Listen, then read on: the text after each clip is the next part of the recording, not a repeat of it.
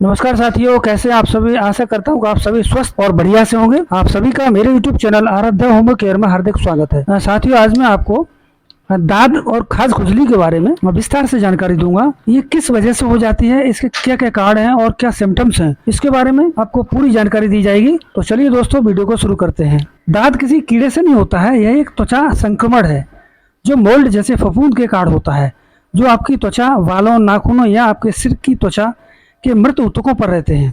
दांत का नाम इस तथ्य से आता है, यह त्वचा पर एक गोलाकार दांत छोड़ता है। इस स्थिति को टीइनिया या डर्मेटोफाइटोसिस के रूप में जाना जाता है। दांत के अधिकांश मामलों का इलाज जो है घर पर ही क्रीम से किया जा सकता है, जिसे आप बिना डॉक्टर की पर्ची से खरीद सकते हैं। कवक की लगभग 40 प्रजातियां त्वचा पर दाद पैदा कर सकती हैं। कवक को गर्म नम वातावरण पसंद होता है, चाहे वह वर्षा हो या पसीने से भरा लॉकर रूम। दाद बहुत आम है और इसे पकड़ना आसान है, क्योंकि यह संक्रमित लोगों और उनके द्वारा उपयोग की जाने वाली चीज़ों के संपर्क में आने से फैलता है। अब दोस्तों, दाद के प्रकार कितने होते हैं, कौन कौन से प्रकार की दाद होती है। पहला है एथलीट फुट यानी टीनिया पेडिस। इस प्रकार का दाद पैर की उंगलियों के बीच आपके पैरों के तलवों या त्वचा को प्रभावित करता है। यह पपड़ीदार छीलन या फटी हुई त्वचा, कभी कभी छाले पैदा कर सकता है। आपको खुजली महसूस हो सकती है। खासतौर पर अपने जूते या मोजे उतारने के बाद आपके पैरों से बदबू आ सकती है। अगर आप टाइट फिटिंग जूते पहनते हैं, आपके पैर पसीने से तर हो जाते हैं, तो आपको एथलीट फुट नाम की दाद हो सकती है। नेक्स्ट है जॉक खुजली या टीनिया क्रूरिस। इस प्रकार के दाद से कमरे के क्षेत्र या आपकी जंघों के बीच में खुजली वाले दाने हो जाते हैं। यह एथलीटों और उन लोगों में आम है जिन्हें बहुत पसीना आता है। स्कैल्प रिंगवर्म टीनिया कैपिटिस, यह वयस्कों की तुलना में बच्चों में अधिक आम है। इससे उनके सिर में खुजली होती है और सिर पर गंजे गोल धब्बे पड़ जाते हैं। अगर इसका इलाज न किया जाए तो धब्बे बड़े हो जाते हैं और उनकी जगह छोटे काले धब्बे पड़ जाते हैं, जहाँ से बाल टूट जाते हैं। हाथों का दाद या टीनिया मेनुम, इससे आपकी हथेलियों पर सूखी फटी त्वचा या हाथों के पीछे अंगूठे के आकार के धब्बे हो जाते हैं। नेक्स्ट है दाढ़ी वाला दाद या टीनिया बार्बे। इसके लक्षणों में दाढ़ी रखने वाले पुरुषों के गालों, ठोड़ी और ऊपरी गर्दन पर खुजलीदार पपड़ीदार लाल धब्बे शामिल होते हैं। इनके बाल झड़ने लगते हैं और फुंसियाँ विकसित हो सकती हैं। यह काफ़ी दुर्लभ है, लेकिन किसानों और पशुपालकों में देखा जाता है, जो संभवतः संक्रमित जानवरों से इसे प्राप्त करते हैं। नाखूनों पर दाद या टीनिया ओनिकोमाइकोसिस, दाने के बजाय आपके नाखून मोटे हो जाएंगे, उनके रंग बदल जाएगा और नाखून के तल से अलग होने लगेंगे।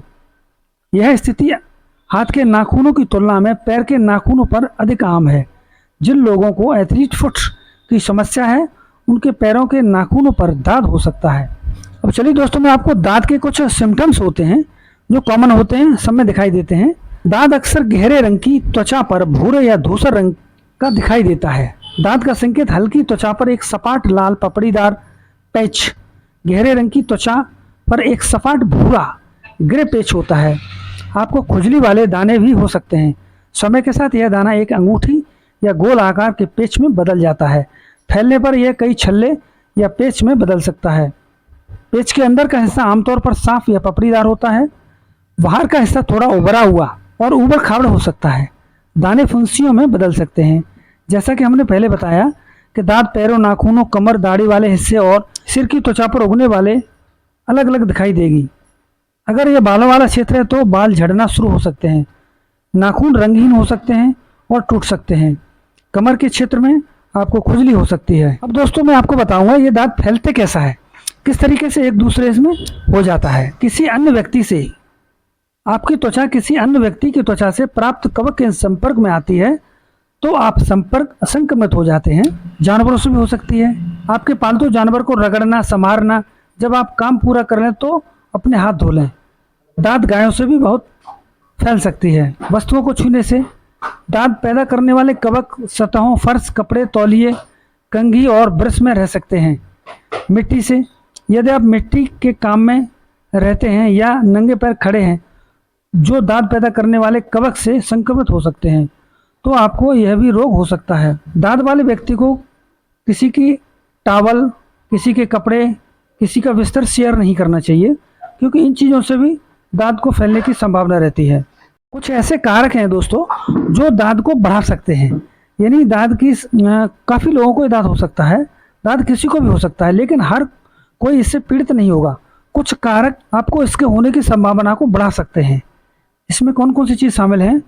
स्वप्रतिरक्षी रोग होना, कमजोर प्रतिरक्षा प्रणाली, उष्ण कटिबंधीय जलवायु में रहना, गर्म आर्द्र मौसम में समय बिताना, कुश्ती, फुटबॉल जैसे संपर्क खेल खेलना, बिना जूते पहने सार्वजनिक लॉकर रूम या सार्वजनिक शॉवर का उपयोग करना, दूसरे के साथ निकट संपर्क में रहना जैसे सैन्य आवास, तौलिए या कपड़ों को धोए बिना साझा करना, जूते या मोजे पहनने से पहले अपने पैरों को ठीक से सुखाना, या मोटापा, ऐसे कपड़े न पहने जो बहुत टाइट हों जिनसे आपकी त्वचा छिल सकती हो, डायबिटीज़ होना। ये इतने सारे कारक हैं जिसकी वजह से आपको दांत की बीमारी जो है ज़्यादा फैल सकती है। चलिए दोस्तों, अब मैं आपको कुछ ऐसी चीज़ें बताऊंगा जिससे आप दांत को रोक सकते हैं।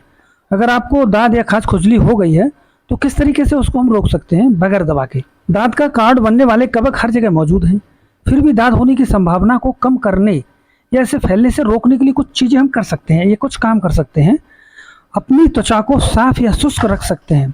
लॉकर रूम या सार्वजनिक स्नान घर में चप्पल पहनकर जाएं।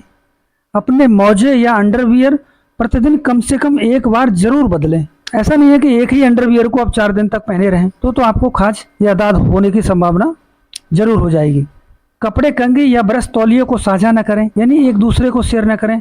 अपनी अलग कंघी रखें और कोलगेट का ब्रश भी अपना अलग रखें।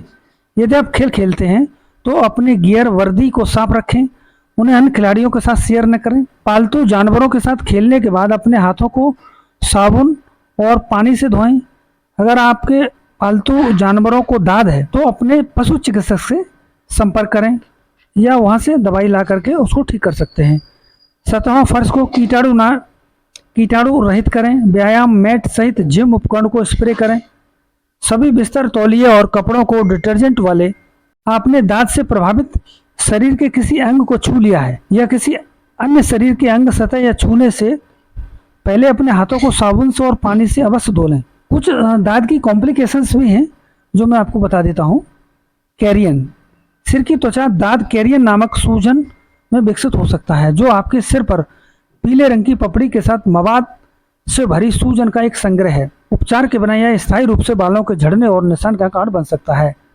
हाइपर पिगमेंटेशन, दांत के दाने ठीक होने के बाद आपको अपनी त्वचा पर काले निशान दिखाई दे सकते हैं।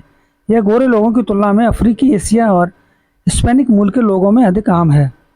नाखूनों की विकृत, आपके नाखूनों पर दांत के कार्ड विकृत, टूटे हुए या रंगीन हो सकते हैं।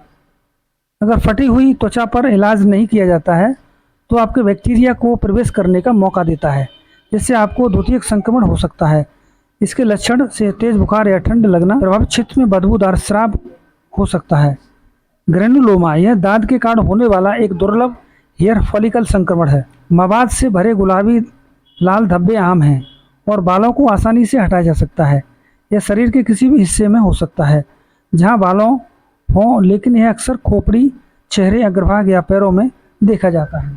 चलिए दोस्तों, मैं आपको कुछ बेस्ट होम्योपैथिक मेडिसिन बताता हूँ जो दांत खाज में सबसे बेस्ट यानी सबसे असरदार मेडिसिन है। इसको अगर आप 6 महीने से लेकर के 8 महीने तक लेंगे तो आपकी दांत खुजली की समस्या हमेशा के लिए ख़त्म हो जाएगी। तो सबसे पहली मेडिसिन है, रेकबैक कंपनी की है R822। ये R सीरीज़ की दवा है। इस दवा को आपको कैसे लेना है? 15 बूंद गुनगुने पानी, आप 1/4 कप गर्म पानी लेंगे जिसमें 15 बूंद डालेंगे और ये सुबह लेना है खाली पेट, ठीक है। इसी तरीके से आपको शाम को खाली पेट लेना है। 15 बूंद 1/4 कप गर्म पानी लेंगे, उसमें गुनगुने पानी में 15 बूंद डालेंगे और आपको पी लेना है। दवा पीने के आधे घंटे पहले कुछ नहीं लेना है और आधे घंटे बाद में कुछ नहीं लेना है। नेक्स्ट दवा है दोस्तों बेसिलिनम 200। इस दवा को आपको 2 बूंद केवल सुबह लेना है। सुबह ही नहीं लेना बल्कि इसको हफ्ते में 2 बार लेना है आपको। एक दिन संडे को लें और एक दिन वेडनेसडे को लें। हफ्ते में सिर्फ 2 ही बार इस दवा को आपको लेना है। और जो R82 दवा है वो आपको जो है हर रोज़ जो है सुबह शाम 2 बार लेनी है। अगर आपको ज़्यादा समस्या है तो आप उसको 3 बार भी ले सकते हैं। तो दोस्तों इस तरीके से आप दोनों दवाओं का उपयोग करेंगे तो आपकी खाज जो है 6 महीने से लेकर के 8 महीने के भीतर हमेशा के लिए ख़त्म हो जाएगी। साथ ही आपको कुछ परहेज भी करना है। आपको एनिमल फूड बिल्कुल बंद कर देना है, प्रोसेसिंग फूड बंद कर देना है और साथ ही साथ पैक्ड फूड भी बिल्कुल बंद कर देना है। तो दोस्तों यह दवा आपको जानकारी के लिए उपलब्ध कराई जा रही है, इसका सेल्फ मेडिकेशन न करें। आप सभी के द्वारा मेरे चैनल को सपोर्ट करने के लिए तहे दिल से धन्यवाद। और दोस्तों ये वीडियो आपको कैसा लगा? अगर अच्छा लगा हो तो लाइक, सब्सक्राइब और शेयर जरूर करें। धन्यवाद।